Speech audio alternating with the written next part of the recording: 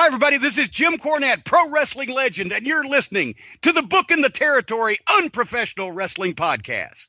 This is the artist formerly known as Daryl Van Horn, James Mitchell, the Sinister Minister, and I'm here to let you know I would rather slam my cock in a car door than to miss the dulcet tones of Hard Body Harper, my illegitimate son, on Booking the Territory podcast.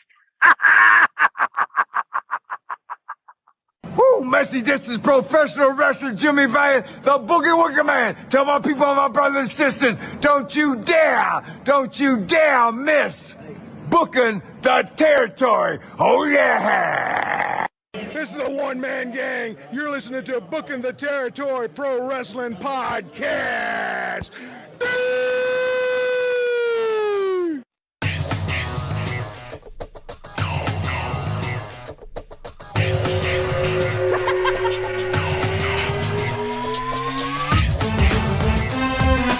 Welcome back, everyone, to this week's episode of Booking the Territory, the Unprofessional Wrestling Podcast, where today we are covering WCW Saturday Night on TBS from July 25th, 1992.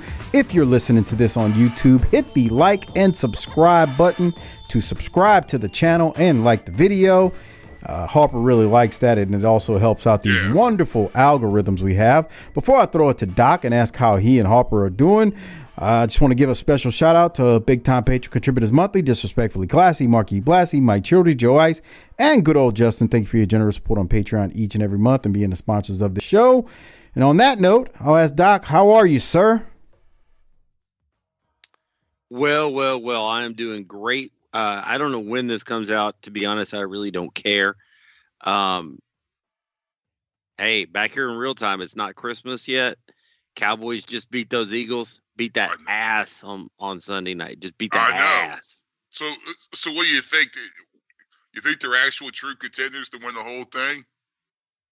Well, if you listen to the Patreon episode football preview, I had the Cowboys going to the Super Bowl. Okay. But I did not have us winning it. Oh. But let's be clear. We're going to have to solve San Francisco at some point. I get that. I'm fully aware of what we're doing. Now, we're not here to talk too much about football because we have another dumb shit topic to get into here in a minute. But, Mike, I'm also watching the Mavericks try to beat the Lakers and your favorite basketball player, Anthony Davis, here in the last minute 22. I'm sitting here watching that, too. See? And I just want to let everybody know. Oh, shit. What's wrong? That we just had Deep State Harper belch the loudest belch I've ever heard ever. And it was as ridiculous as you might imagine. Very much so. So with very ridiculous. So with all that, I'm killing like 4-year-old fucking Miller Lights from the salvage store. Always classic. He was talking fine before you joined, Doc. Doc was the one running late when tonight. I first joined. Now, it doesn't matter because we have a short Saturday night episode tonight, and we have a very, very special open to the show tonight that we're going to work on. And if you're a patron, you're going to be listening to this early. So, Mike, I think we have a 5-star review, and then you want to tell the people what's up? Yeah, we got a little bit of something that's going to drop early for patrons, and you'll hear it a month from now. So if you're listening to this on Patreon, it's because you're getting the early release on this clip or segment of the show. But before that, just a real quick 5-star review on Podcast Addict from Benhai. I don't know if I'm saying that right. Love this podcast. Cheers. He must be from overseas, so I wanted to give a shout out there.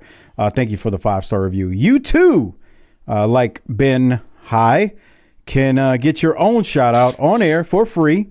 All you got to do is submit a 5-star review on Apple Podcasts or iTunes. We will read it on air. Thank you very much. Anyone, you can do it. Do it multiple times. We recommend it. We will read each and every time you do so. So thank you for the 5-star reviews, and we look forward to many more. On that note, Doc, about a week ago, I sent you and Harper I don't even want to call this a meme because I don't think it's really a meme, but it has a caption at the top, and it says, "These were all released within 44 days of each other in 1991. #rock. And it is an image of cassette tapes, back when we were young lads. And one of the tapes is Metallica. Y'all will have to help me out. I have no Hold clue. on, let me help you here. Okay. Let me set this up a little bit. I was going to read all the when tapes, but go ahead. Yes. No, we'll do that in a second when we start rating them. So, where were you at in your schooling career during this fall of 1991 just spree of music getting released? What grade are you in, Harper? No. I think I was in the 9th grade. Okay. A freshman, a little dirtbag that's probably already contemplating smoking and thinking he's going to have hair on his head forever. Okay. No. Mike, what grade are you entering into here? It's got to be sophomore year, junior year, maybe. I don't know, bro. Okay. It's hard to wrap my head around. What year did you graduate from high school? I don't remember. No, I'm kidding. This had to be sophomore year for me. Okay. Well, this was my senior year. I was. What? Yeah, I was. No, it wasn't.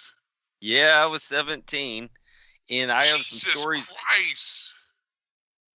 Yeah, I have a couple of stories about a couple of these. Yeah.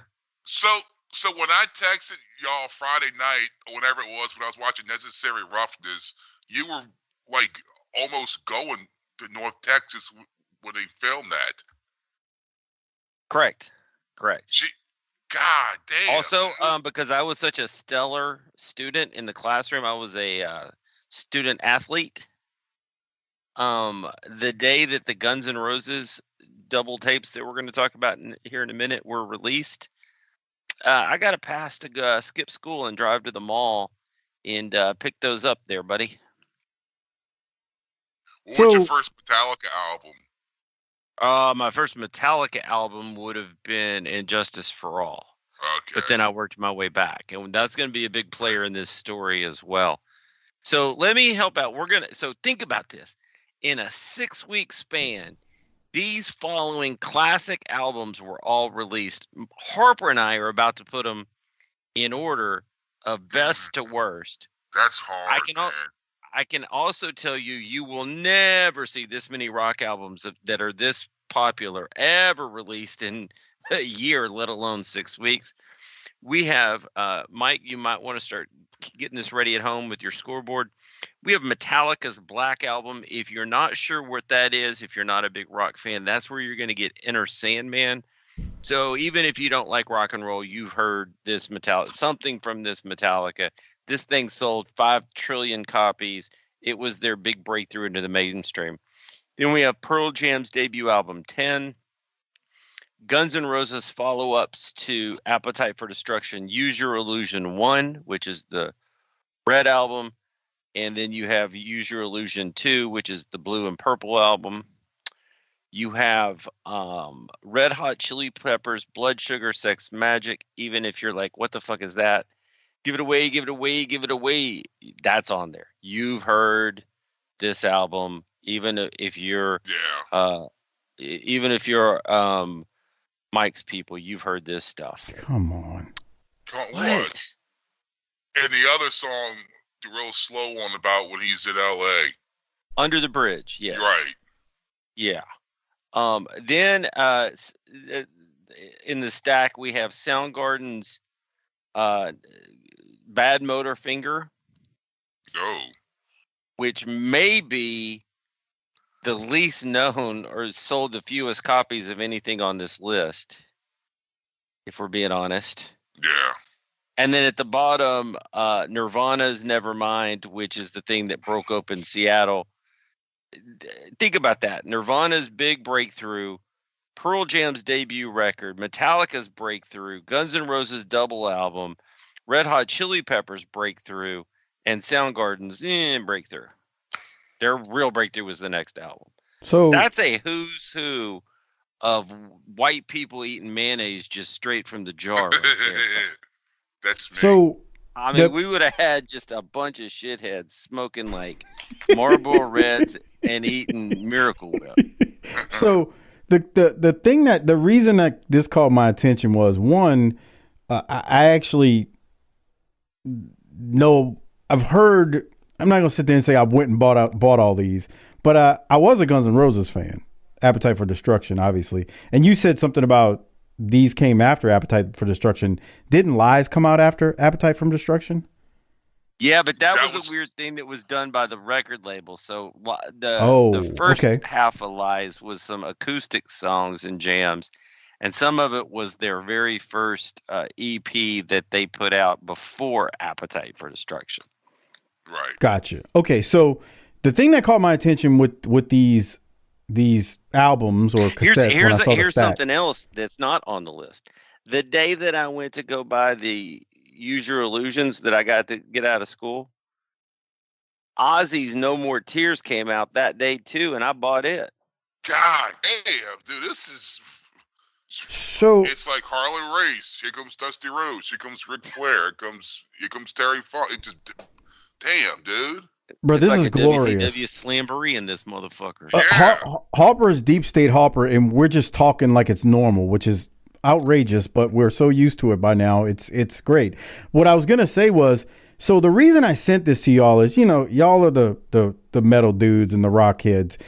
I'm like, wait, does this check out 44 days within each other in 91? And Doc's first response to me was, without even looking, in a matter of seconds, was, seems like that might be accurate or something to that effect. I went and did the research because, much like we thought that the original Horseman lasted 7.5 years, this was 17 quite some time ago. So I needed to go back and check the timeline. I said it's possible, but unlikely. And then I went back and checked, and I was like, no, this is a thing that happened. That's amazing. And I'm not even, like I said, a rock person. And because those are top selling albums, and for all that to happen inside of 6 weeks is just goddamn amazing. If a record company could sell multi-platinum albums.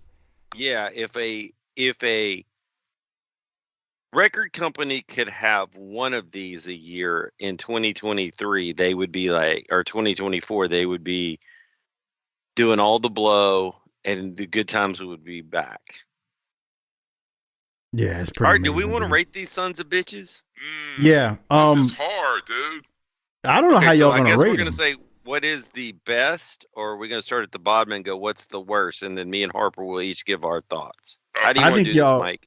I think y'all should just start at. I was gonna say start from the top, because at the end of the day, even the one at the bottom is gonna be, something that it's not a bottom. It's just the fact that you have to stack rank it because they're there. If you're ranking them, okay. It's up to y'all, but this is your jam, not mine. All right. Let's start from the top then. All right. What is? And so, what are we rating it here on? How you felt at the time, how you feel now. Shit. Yeah, there's a complex set of emotions that comes along with this. I'm gonna go with where I would put them today, because I can't reliably tell you what I would have done when I was 17 years old. And we can all imagine what kind of shit, like glue and stimulants, that Harper was sniffing in shop class. So we're going to have to use it for what holds up to today. Well, he just got a Pac-Man ringtone, so maybe. He must have got a call. Okay. Y'all decide who wants to go first, man. It's up to y'all. I told you this is y'all's show, not mine. Doc can go. Well, there's no question that I'm going to ruffle a whole lot of feathers from the get-go and say that my number one is Bad Motor Finger from Soundgarden, because that's my favorite record of theirs in general, in total. And so they're going to outlast all these suckers and fools and go straight to the top of the list. And if I could put that record second, I'd put it first and second. That's how great that record is. All right. So give me Bad Motor Finger. Do you want to just keep going and do your second, and then we'll? No, I think Harper ought to have to come correct and give me what's his. Well, I think mine would be Nirvana. I mean, just for what it being that like nuclear bomb that just destroyed everything. This is I'm the captain now. You gotta go was back and awesome. cut. I'm the captain now. In that I'm the voice. captain now. Yeah, I mean, I'm the captain now. I mean, just for what it killed off and what it started. It's got Okay. a point. Yeah. All right. He has go ahead, Doc. He has a slight point, I guess. I'll give him that. He's not gonna like my answers then. Well, okay. What's your 2 then?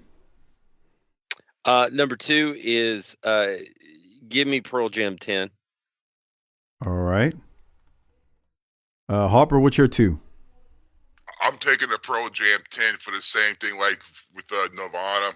Like to them, they both popped in at the same time and at the same culture, the same background, and they just came in and said, we're taking this over. All right. That They were Doc? so huge. Pearl Jam was so big. These Dude. bands were all huge. There That's- was room for everybody on the card. That's why I think y'all are crazy trying to rank them, because it's like you're splitting hairs. Well, but see, we've got to create something for a bunch of people to send you a bunch of hate mail. You know, that's Yeah. My number 1 would have been Red Hot Chili Peppers, because I used to love the Give It Away song. You remember that? When they're in the gold and they're dancing around those with the black and white video. I used to love that video. Remember they used to have you need to tell Harper. You know Harper that so Fix his Red voice. Hot- yeah. All right. Now it's the sold Doc, out when you cut their hair. I remember when they came down to the whatchamacallit in my little town, and I went down there, or, I had to drive 45 miles to get there in my daddy's pickup truck. Why is everybody a hillbilly in your world? Because I can't do any other voice. Easy. It's very easy. I I mean- saying that with Faith No More and that. I did go to that.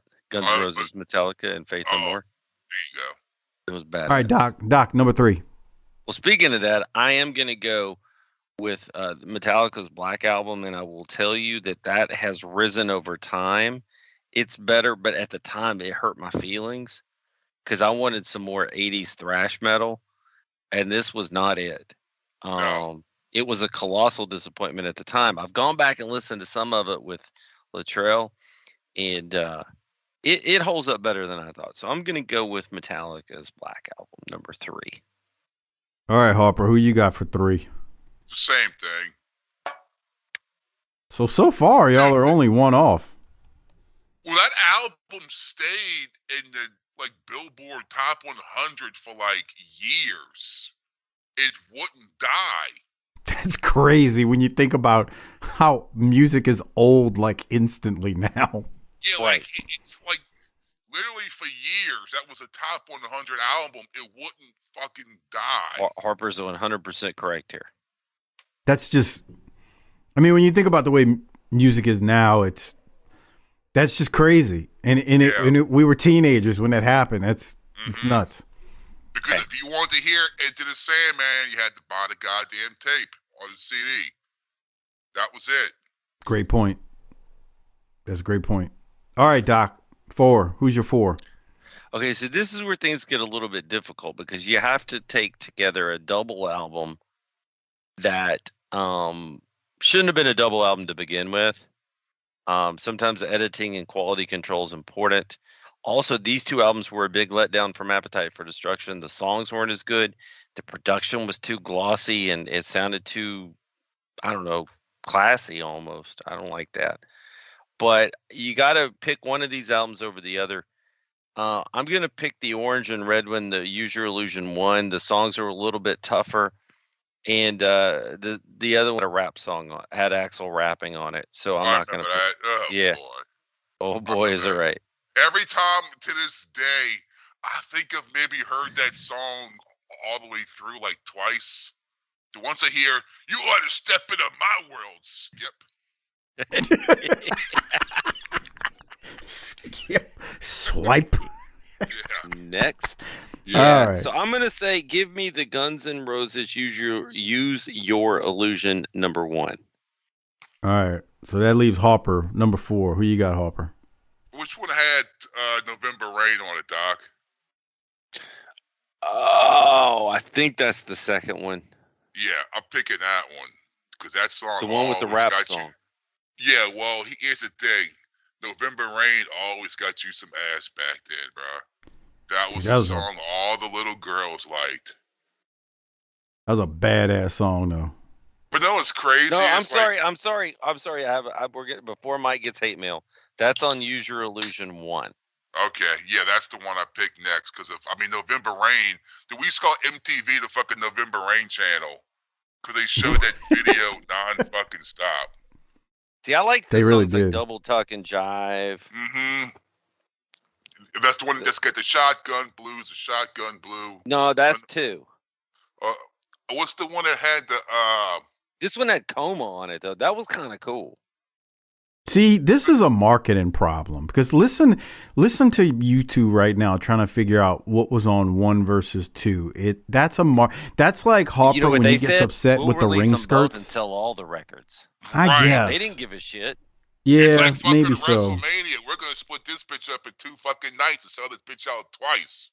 Well, we're gonna have to get another rake to rake in all the money. Yeah. Okay, fair enough. Point made. Okay.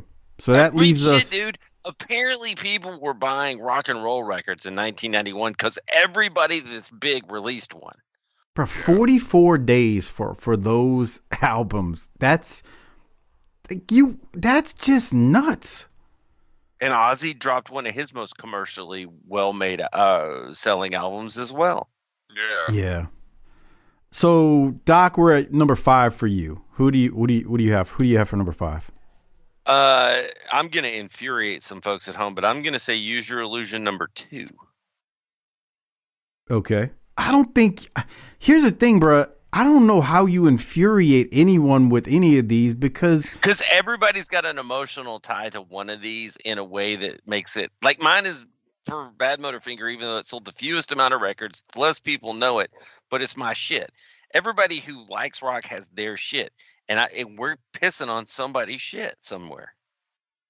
And you're splitting hairs, like I said. I mean, but who in this world that's listening to us is capable of handling that level of nuance? All of them, everybody. That's right. These are the patrons, aren't they? No, well, right now, but it will be on the free show like a month after. Okay, so if you listen to this early, I'm pretty sure you get where I'm coming from. If you're just a freeloader out there, then I have no idea what's happening. You are. Yeah. Your opinion means nothing. Stop. Harper, who's your number? Nothing and you will like it. Who's your number 5, Harper? Stop. Hold on. Let me, man, it's hard, huh? You don't like Soundgarden, do you? I mean, I don't mind them, but I mean, Jesus, I don't hate them. You just pissed him off. That's the most hurtful thing you've ever said to me. It is. He loves Soundgarden. Every time I'm at my Doc's house, it ends with him playing Soundgarden and him educating me on Soundgarden. And that's a shoot every single time. And there's drunk. People out there listening right now that goes, Doc's house sounds like a fun place to go. He gets drunk and then he's like, "Here, let's put on Soundgarden." And he's like a sad drunk listening to Soundgarden every time. Every time. But Harper, go ahead and split that hair and give me 5. I'm going to go with the Guns N' Roses number 2. Use Your Illusion 2. Okay. So Harper and I have the same 2, 3, 4, 5. Yeah. So basically, y'all just flipped. Like Harper went Soundgarden for 6, and you're right, Soundgarden's last. And you have Nirvana, Doc, for 6 as last. No, I have 2 more to go, and I'm going to pick Nirvana next. Okay. I like Nirvana, but I think they're horribly overrated. Really? Yeah. I used to love that shit when it first came out. And I remember when he died. And I remember we were sitting at my friend's house. You know, we're sitting there watching on MTV with that guy, Kurt Loder, for the MTV News. And his dad's like, "Yeah, that guy for that big band killed himself, huh? That sucks because if it was the drummer, you know, they can replace the drummer. They can't replace the singer." the band's fucked. What? God. And I was like, damn, he's right. And now look at the Foo Fighters. I was in college.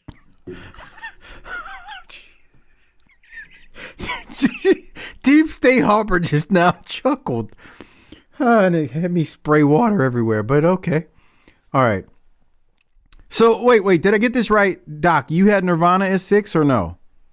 Yes, that is correct. What did and Harper have? And Harper, who'd you have as 6, No, Harper? this is Soundgarden? second to last.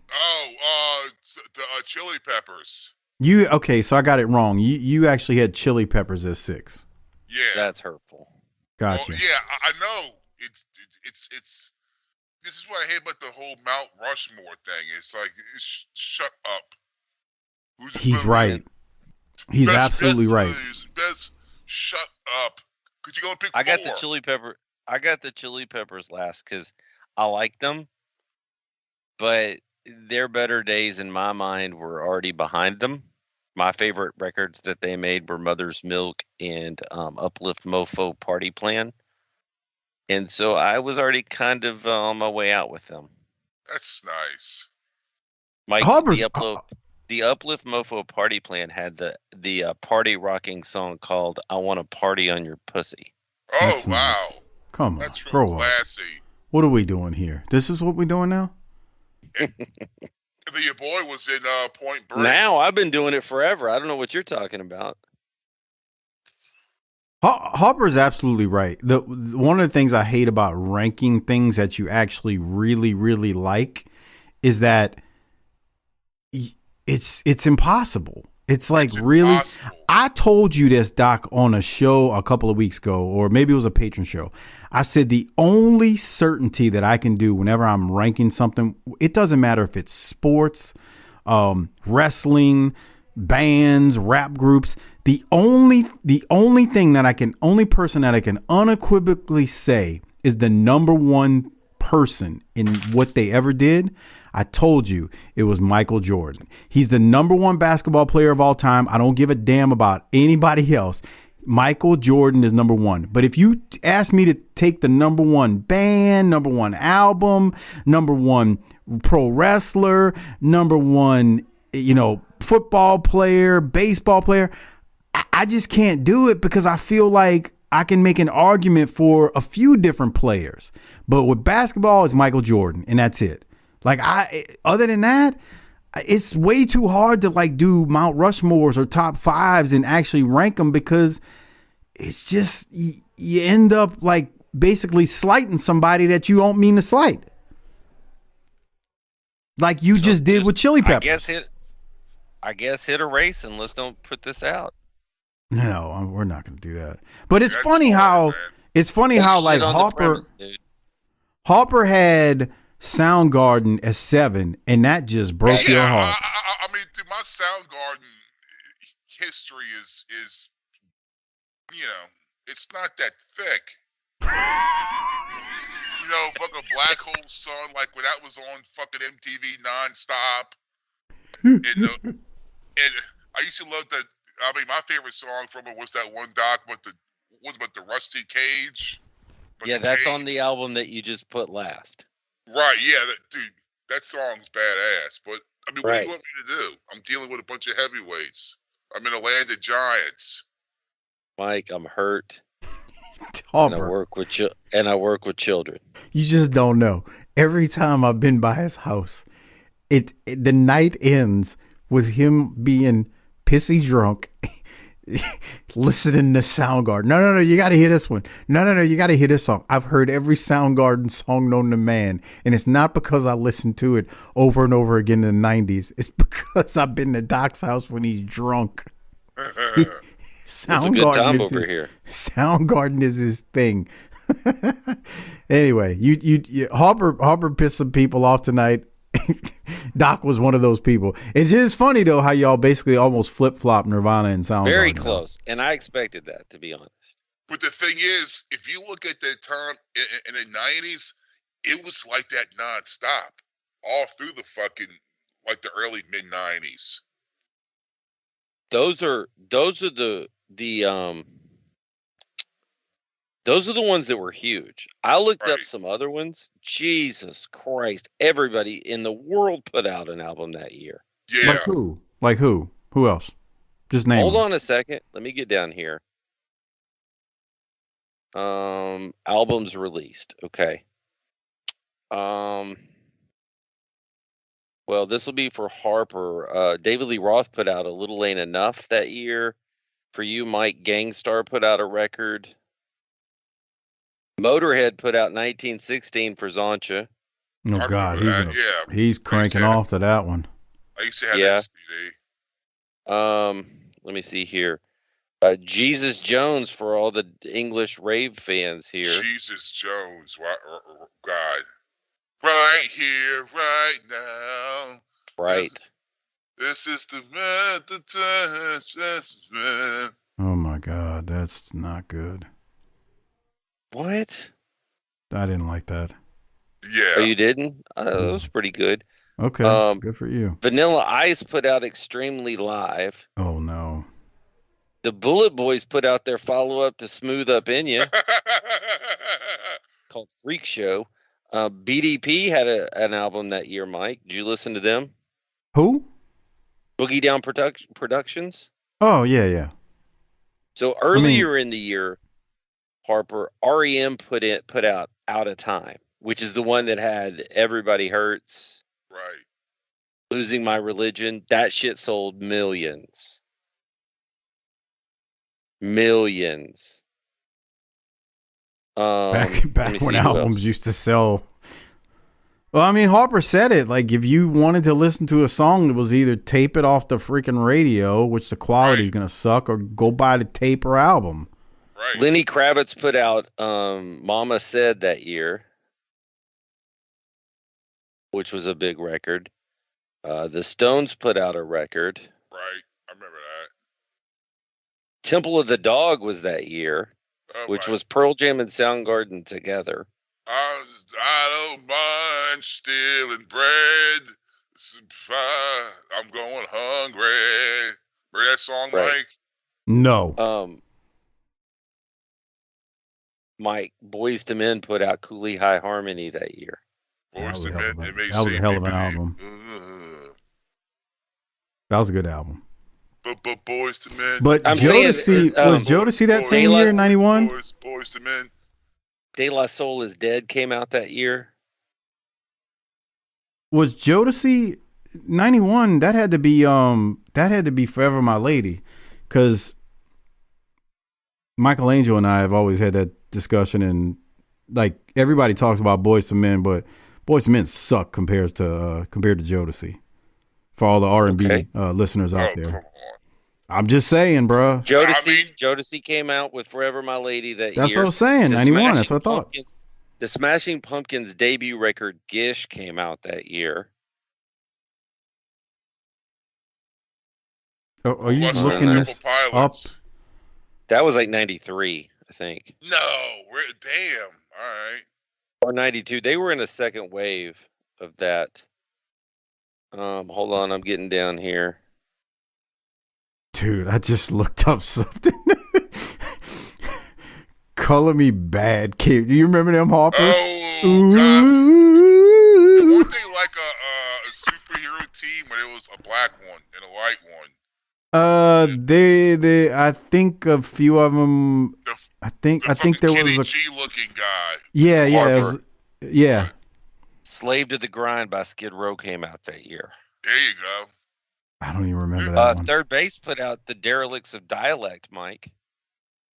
Talk about white rappers. Yeah. Remember them? Yeah, I remember them. They gave you the gas face. Van Halen put out For Unlawful Carnal Knowledge that year. That's the Right Here, Right Now album? And Pound Cake. Yeah.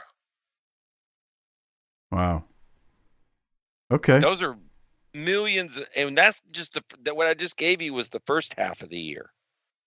That's crazy, dude. That's what I'm saying. Music was so different. Tom Petty and the Heartbreakers put out Into the Great Wide Open. Wow. Heavy D and the Boys put out Peaceful Journey. The Ghetto Boys put out We Can't Be Stopped.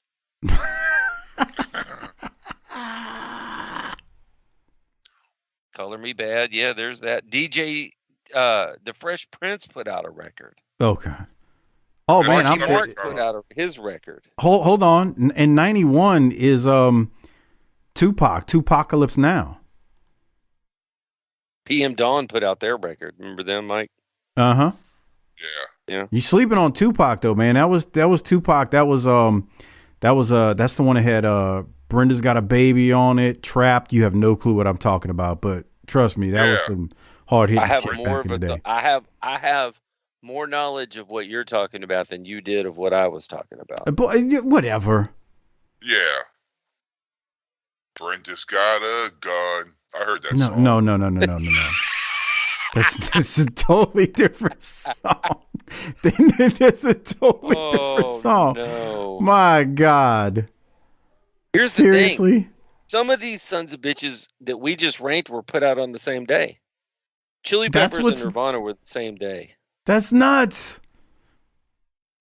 Well, imagine that decision, huh? You're some kid with like $20 in your pocket. You know, which CD do I buy? Oh God, dude, back then they're probably $25.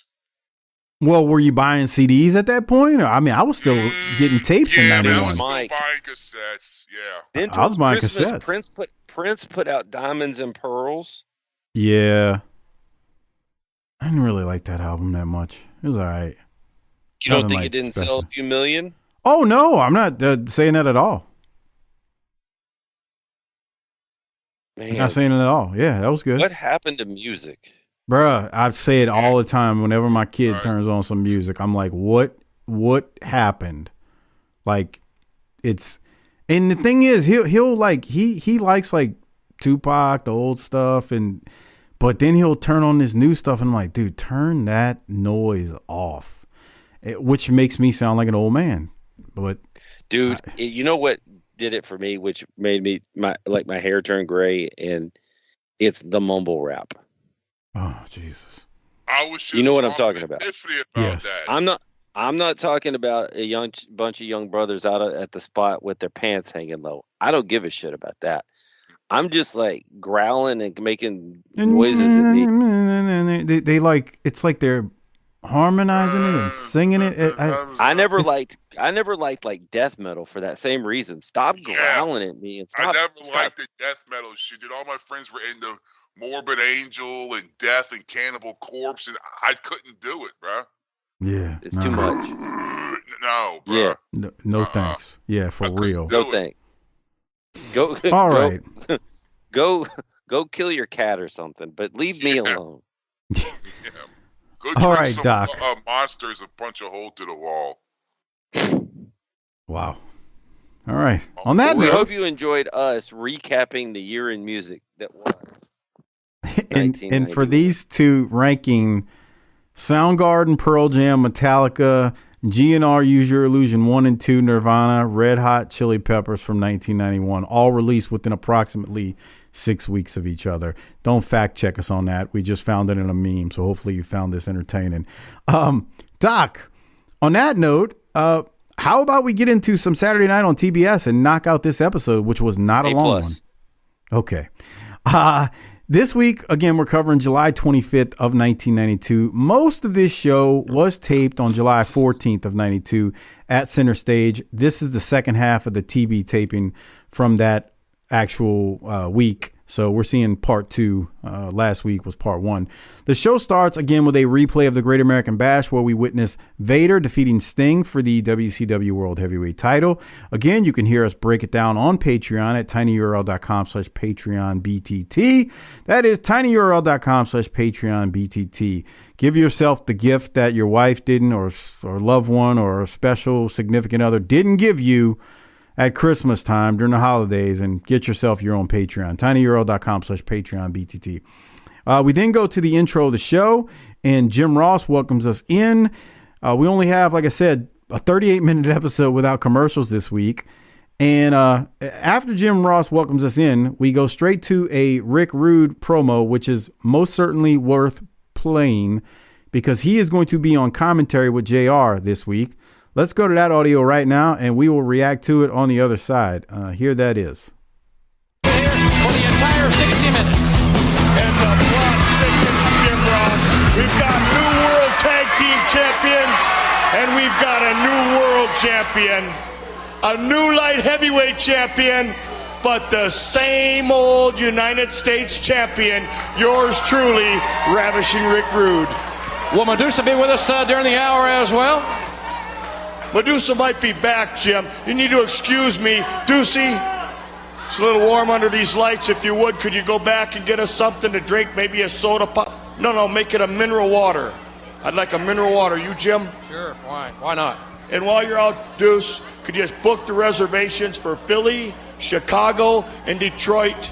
The presidential suite with the jacuzzi, okay? Okay, get on it, girl. All right, well, as Medusa takes care of her responsibilities, ladies and gentlemen, we'll take care of ours and go back up to ring announcer Tony Gilliam. I would have maybe never taken Rude as a mineral water type of guy. I didn't know that was a thing back in 92. Apparently it is. Doc, your thoughts? Maybe that's why he was cut and lean and chiseled and you were a fat, lumpy piece of shit. Yeah, Mike. Says the fat, lumpy piece of shit. Okay. Any other thoughts besides insulting me about something that was said? He's so prickish in everything he does. That shirt screams cokehead, though, huh? Well, and he's got control of his woman. That shirt, that looks like a rayon shirt, Harper, you think? He looks like he's going to Kenny's Key West in Fat City, bro. Tell me I'm fucking lying, Mike. You got it. From dusk till dawn, whatever turns you on, I'll make you famous. It was provided by A Confidential. You need to explain Kenny's Key West to somebody, the international audience that will not get the reference, but I will. Kenny's Key West was a big nightclub that was in Fat City, which is a part of Metairie, it has all these bars and nightclubs. And we used to think it was such a cool place because on the radio they would do the ads. When I was like 15, like, oh, you the ladies drink free till midnight. And I got the music playing. I was like, bro, we got to go there. Then when you get in there, you're like, man, look at these scumbags. Just a bunch of fucking Metairie assholes. Yeah, a bunch of trash bags from Metairie or from the West Bank with their fucking Camaro that they're 6 payments behind on in the fucking parking lot, dressed just like that. If you want to know how they were dressed, you got to become a patron. tinyurl.com/Patreon BTT, and you can see exactly what Harper was talking about with Rick Rude's attire. And I have to say, he does look like, as great as Rude is, he does look like a Kitty's Key West regular right there. Oh, yeah, baby. Minus the belt. He's got his U.S. belt. We used to go there for the oil wrestling. Gee, I used to have these damn... This how long ago it was. It was probably like 98, dude. And then you could pay money to take pictures with the fucking broads, right? And it was a fucking Polaroid. And I can't find those pictures to save my life. I got to be like 19, bro. And I'm there with my friend Randy. I'm wearing a fucking Road Warrior shirt. And we're doing a 4 Horsemen with these fucking cokehead oil wrestler broads. And we all got the 4 fingers up. And I got my Road Warrior shirt on. All right, hit the tagline. I wish the fuck I could find those. I don't know what the fuck happened to them. They're on Polaroids. Bruh, Matt Wilson from the Facebook group is going to have a blast hearing you talk about Randy. He always says something whenever you talk about Randy. So you and Randy went. Bro, we used to go every Monday night, and then they would do like an auction. Who gets to oil up the girls between the fucking before they get in there? Because like the ring was this little like bullshit spacewalk thing, and they just put baby oil all over this motherfucker. And so what they would do is they would do like an auction, and whoever got the highest auction got to oil up the fucking broads. And so you got to put your hands all over them to put the fucking baby oil all over. Yeah, bro. Dude, it was like 97, bro. mean, what do you want from me? And so you would pay to oil up the brawn. Needless to say, I won a couple of times. And the thing is, you got to manage them. The quote-unquote manager, right? So, like, the average guy would do this shit. They would just stand there like some pervert fuck with his, wearing his polo shirt and his fucking silver tab fucking Levi's on, just stand there. And that would be the only motherfucker that was like Bob, and he like, God. That's where his career started. Yeah. Oh boy. Every time I think after 8 years we've exhausted the tap on this thing, I get a Kenny's Key West story that I've never heard in all these years of knowing Harper about him and Randy oiling up the women on the. I don't know how I had pictures, bro. I had 2 of them. It was God, bro. I think we could have still been in high school. Because it was like right when the Attitude Era was just starting to happen. And I got we took 2 pictures and we're doing the 4 horsemen thing with these fucking cokehead,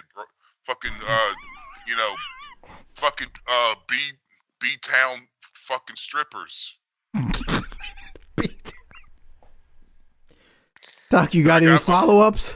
And I got my blown fucking up, LOD dude. shirt on, dude. I got my Road Warrior shirt on. I'm out of breath from laughing, so no.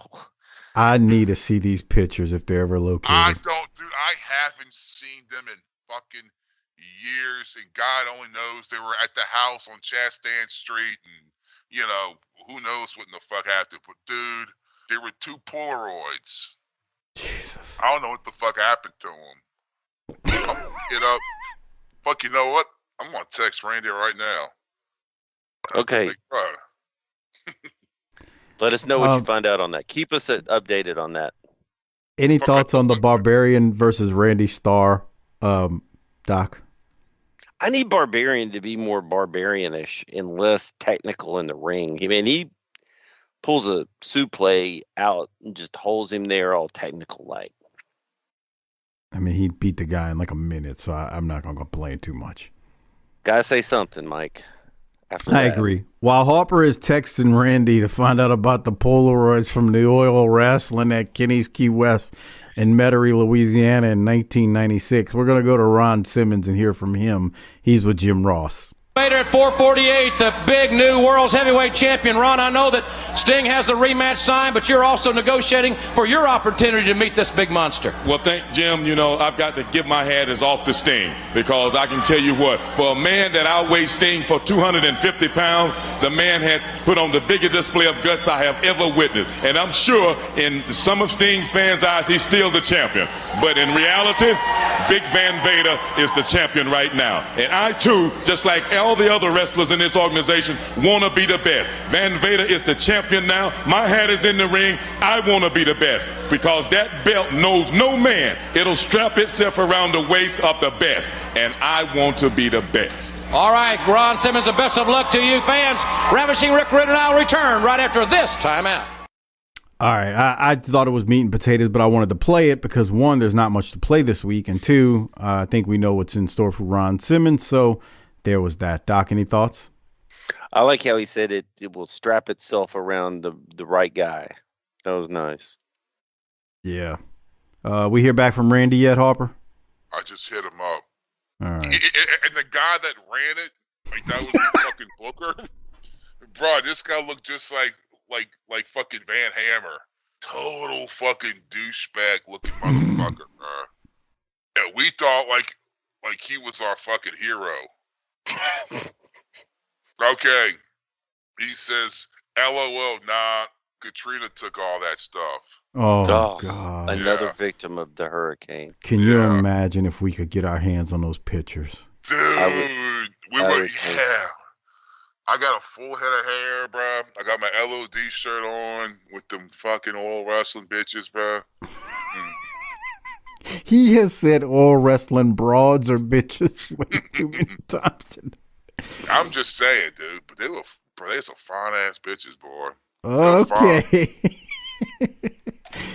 Bro, imagine Keeping being this- fucking 18 years old. You just say, ha ha ha ha. Your body is a wonderland.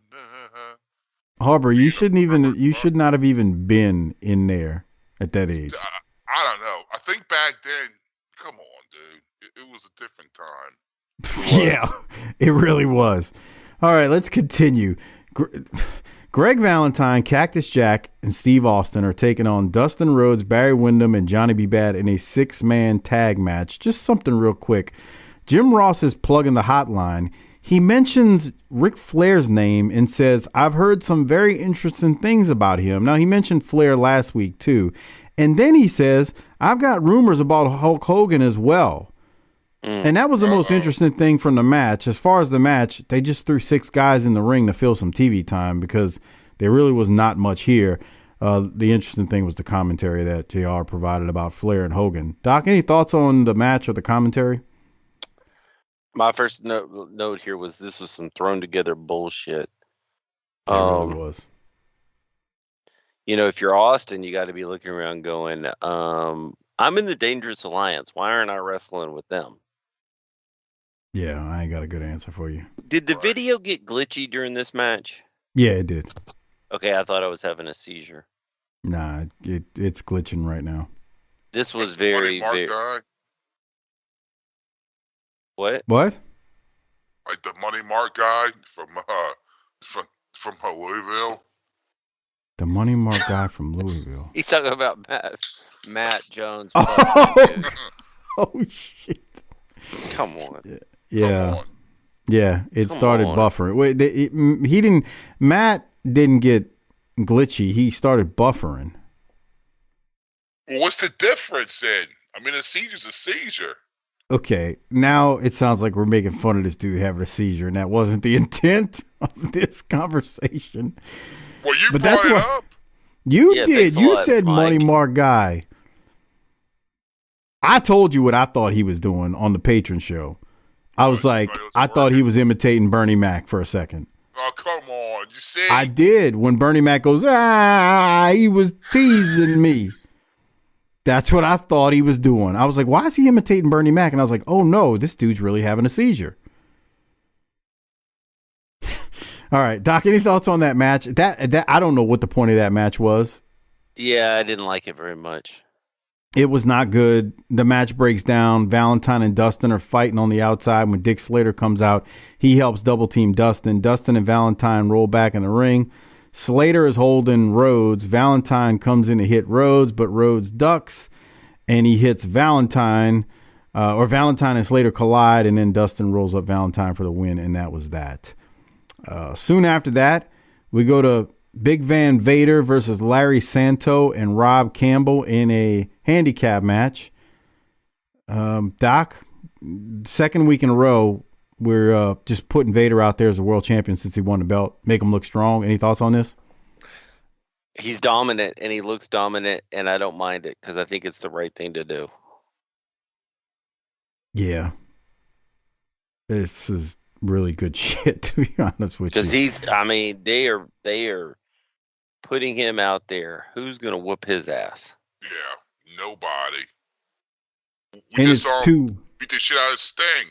I mean, the only chance we have to get him the strap off of him is if we can get a couple of coked up oil wrestlers managed by Harper to take him on. Dude, they were fine as fuck, dude. I fucking went to high school with fucking one of them too. I was like, "What are you doing here?" But she was fine too, bro. Fucking remember you? Remember Charles in Charge? Yes. Yeah. The one that went on to do Baywatch. You talking about Nicole Eggert? Yeah, the little hot blonde. She reminded me of her, bro. Okay. Breakfast, lunch, and dinner, bro. There was no weak spots. It was just like those albums we just reviewed. He got the best analogies, man. He really does. Oh, my God. Well, Vader wins 1-2-3 to the point Harper made. He dominated Sting with no problem. Didn't even need Harley Race's help for the most part. And now he's been dominant the 2 weeks preceding that followed this. So that's really good stuff. On that note, we are going to go to a promo. Again, there's not a lot to play from this week because it's a very short episode. Let's hear from Vader and Harley Race. Here it is. In Harley Race, we've heard a lot of men come out to say they want to wrestle Big Van Vader, namely Ron Simmons, who was here earlier in the hour. Well, let me tell you this, Jim. You just saw Big Van Vader. Sting has already felled him. Right there's the goal to prove it. There's the gold, baby. Now, Simmons, or anyone that really and truly says they want to wrestle this man has to have something loose up here. Well, Big Van Vader, you can hear the fans. They say, we want Sting. Well, they got Sting, didn't they? They got him in a big brown paper bag. The myth of Sting is over. Ron Simmons, you want a piece of Vader? Vader's not very hard to find. I'm standing right in front of you, brother. You're an All-American. I was an All-American. Let's get it on anytime. Sting, you want a rematch? What else is left? Your pride? Bring it, brother. I'll take that, too. Fans, when we come back, we'll see a very special... I kind of like that line at the end. What's left, Sting? Your pride? I'll take that, too. I thought it was pretty good. What did you think? I thought he was better than last week, and last week wasn't bad. I just thought he was better this week. He's starting to ramp it up, and he's going to whoop everybody's ass. Yeah. I watched some clip from him and Stan Hansen in Japan the other night when his eye popped out. That shit was insane. Yeah, that clip is disturbing at times. You're like, oh. Those guys just beat the shit out of each other. No way around it. Yeah, people like that just don't exist anymore. No, they call themselves crackheads. They think they're EVPs and they think they're God's gift to the wrestling business. You see, you just had to go there. He can't leave it alone. He can't leave it alone. I mean, don't get me wrong, both organizations have some twerps and idiots in it. I'm just saying. But yeah. I mean, can you imagine Stan Hansen or Brody in the ring with those twerps? Yes, it's how I fall asleep every night. I mean, no, because back then they wouldn't be in that world. No one would. Well, that's my point. If they somehow made it into that world, if they got by the gatekeeper and were in a match with one of those two dudes, like Stan Hansen's lariat would literally just, when he delivered it, would just, like, body parts would start flying off from those idiots. See, they wouldn't exist. I agree. I'm just... No one would have even gave him a chance to exist. Boogie, nothing about you says computer or technology is what I'm hearing. Mm-hmm. That is correct. Yeah. All right, Doc. The next segment is the last segment before we get to the main event, and it's Jim Ross. He throws to Sting and Tony Schiavone, who are having a sit-down. I actually like this because they bring up the match with Cactus and ask Sting if it was a mistake and if he should have not wrestled. And he was like, well, maybe, but, I'm a fighting champion. And then they talked about the German suplex that he delivered on Vader in the main event of the pay-per-view and how he didn't get the 3 count, but it was because the referee was out of position. So the question I have for you, Doc, is, I'm not going to play it because it's like 6 minutes long. Did you have any sympathy or empathy for Sting here or feel bad for him at all in the fact that he lost? I mean, he sounds monotone and done, but he also says, I'm not done. I will be back. So I don't know. I kind of was torn. I thought it was kind of like a nice little babyface profile, but he looks a little weak to me too. But that's what he needs to be because he's got to go find himself and rebuild. Yeah. I'm actually going to say this. I mean, he isn't sitting there giving the Gettysburg Address, but I'll actually find Sting more believable and empathetic when he's quiet like that than when he's out there hollering and being stupid. So if that was the intended goal here, then to me this worked. I think instead of wearing that big gold poofy jacket, he should have just been in like a shirt, like a polo and some whatever, but it wasn't bad. He'll be back. Like Like he's one of the Pointer Sisters or something. I was trying to figure out if he was trying out for a Mork and Mindy remake with that silver. Something, bro. Like he's going to be on Battlestar Galactica or Buck Rogers.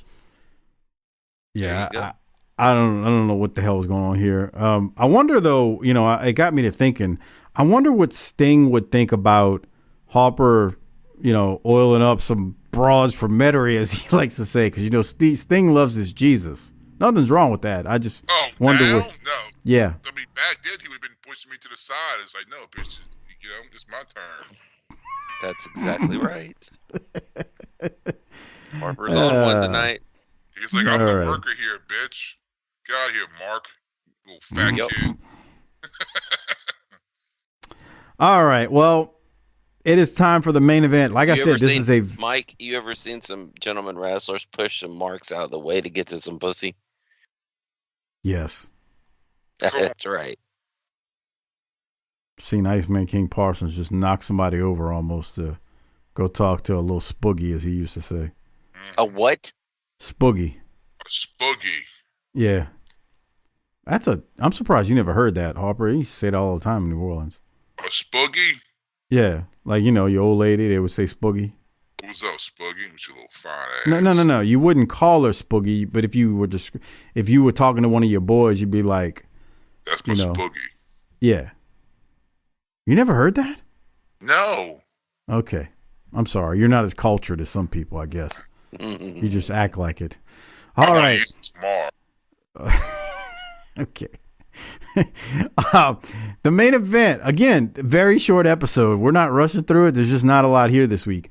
Arn Anderson is taking on Nikita Koloff in the main. They work slow. They, buy some time. Doc, let me go to you. Let me see what you got from this one. So Paulie's out with Arn, but not Stone Cold. Bro, I don't know what Watts is doing right now with that. It's not. I don't know if it's like he means to do it or if it's just no attention to detail. I don't know what's going on. It doesn't make sense. Dying by now, huh? It's real airtight. It's got to be dying by now, right? Well, Larry Zbyszko, yeah, I mean, because Zbyszko is like out, but the problem is they're not like teasing at this point yet, like the official breakup with Paulie and Rude. It's so it's weird. It's like what's the word I'm looking for, Doc? It's like they sometimes, like right now, Paul's out with Arn, so sometimes he's with his guys and other times he's not. It's not consistent is what the problem is. It's not airtight. Yeah, no. Everything was airtight, brother. No, it wasn't. Sorry. Well, at some point, Arn says that his hair is being pulled, and Rick Rude issues the line of the episode when he said, Arn Anderson is an honest man. That's right. No lies detected? This was slow. Slow. Yeah, at the 33:40 mark, I don't know if you want to play or not, Arn has Nikita's arm hurt, and he just starts surgically stomping on different parts of his arm. It was pretty funny. Yeah, right. Just like a kid stepping on a bug on a sidewalk. He's like I stepped on it. It's still moving. Okay, let me step on it again. There you go. I used to wonder how come they don't just move. Get out the way, bro. Yeah, just move. It's not that hard. Get out the way. When Flair used to do the thing when he'll put the guy's leg on a rope and he'll jump on that leg. Yeah. I was like, why don't you just move your fucking foot, bro? Could you set him up for it? Oh, okay. There you go. That's all I had. All right. Nothing else from it, Doc? Mm-mm. All right. So we go to the finish. Nikita catches Arn with an elbow. Arn then sends Nikita's head into the turnbuckle. Nikita then has Arn rolled up, but Paul gets on the apron, Paulie, and then Nikita gets up for a pin. Arn then is going to hit Nikita in the back. Arn sends Nikita into the ropes, but Nikita ducks and then hits Arn with the sickle, and Nikita wins. And I can't remember if we talked about this before. I know they've said for a while Nikita's, Lithuanian, no longer from Russia. But I did note JR says he hits him with the sickle. So I think it's been a few weeks or a while now. They don't say Russian sickle, but they've officially just called it the sickle now. It doesn't seem like they're calling it the Russian sickle. Just he's Russian. No, he's not, Harper. He's from Minnesota. Well, yeah. Shut up. Kayfabe, brother. But yeah, it's just the sickle now, and that's it. And that is just about how things go off air. They do a quick wrap up. Rude and JR wrap up the show. Rude is battling Hayes tomorrow night on the main event, and Rude isn't worried about Hayes though, and neither would we be, the way the Freebirds are getting jobbed out here at this point in time in WCW. And there he is, Hopper, on the video version. It's Kenny's Key West Rick Rude with his rayon shirt. He's got a pack of Marlboro Reds in his shirt pocket. Oh yeah. Does Medusa look like any of the women, the lovely ladies that would go to Key West? Boy, she would have been. Oh yeah, dude. She would have been top of the line, bro. Oh yeah. Top shelf? Oh yeah, definitely top shelf. All right. Well, on that note, we got to rate it and then hand out the Rolex on a very short episode. Before we do it, remember, the only way to listen to the Great American Bash pay-per-view that we reviewed is by going to Patreon. Also, the only way to listen to our review of the Netflix docuseries Wrestlers is by going to Patreon at tinyurl.com/PatreonBTT. tinyurl.com/PatreonBTT. In addition, the bit you heard earlier in the show, that segment with the cassette tapes and the rock tapes from the 90s, we dropped that on Patreon a month before you heard it here on the free show. So also you get early access sometimes on Patreon. tinyurl.com/PatreonBTT. Get the video versions, the NWA Power shows, the ECW shows, the World Class shows. All that stuff is available there. Over 400 plus Patreon exclusive shows. All right, it is time to rate it. I don't even know how to rate this, Doc. This thing flew by. I mean, we talked more about the cassette tapes earlier in the show than we did this episode. I mean, I don't even know how to rate it. What are you giving it? It wasn't a very good episode, and they didn't do much with it. So I'm going to say C plus. Oh. I don't even know if I can give it a rating. It's like a... Yeah. It's like... Just give it a rating. Just okay. say it, Mike. B minus. I don't know. There you go. See, was that so hard? Yeah. Well, Rick Rude is... look, let me tell you something. This show probably was a C plus. Harper's Kenny Key West stories with LOD and texting Randy during the show, wanting to know if he had the Polaroids, and talking about Rick Rude's rayon shirt. I mean, that put it in the B range. That's why I got a B minus for me. What are you going to rate it, Harper? I guess a B. There you go. See? Yeah, fuck it. Harper talked himself into a B. Yeah. Who gets the Rolex, Doc? Or a Toot Toot Award? Yeah, well, I can't decide if it is Rick Rude or the two ladies that Harper managed on. That was real times, dude. God, I wish I had those fucking pictures, bro. I'm gonna go back. I'm gonna say Rick Rude. I'm gonna give it to Harper. Talking about Kings Key West and arm oil wrestling. Can I do that? Sure. Yeah, that was one for the ages. All right, Harper, who are you giving it to? Yourself or Rick Rude? I'm giving it to Mr. Rude. He's not a mark for himself. Yeah. Rick Rude's glorious. Look at him. He's so smug. He's just disgusted with having to be there. He looks like some douchebag that's from the West Bank, and he drives that fucking Camaro or the Firebird. Like I said, he's a couple payments behind. He works offshore. He gets coked up, and he don't give a fuck what you think about him. Tell me I'm wrong, Mike. You no lies detected. He works offshore. The best part is the missing payments. 4 payments behind on the Camaro or the Firebird. I could see him in his younger days driving one of those Pontiac Fieros too, the old 2-seaters. Raggedy ass cars. Yeah. Yeah, I could see that too. All right. Well, I hate to end this episode early. It's just that there wasn't much here, and we dragged it out as much as we could with the rock album talk from 91.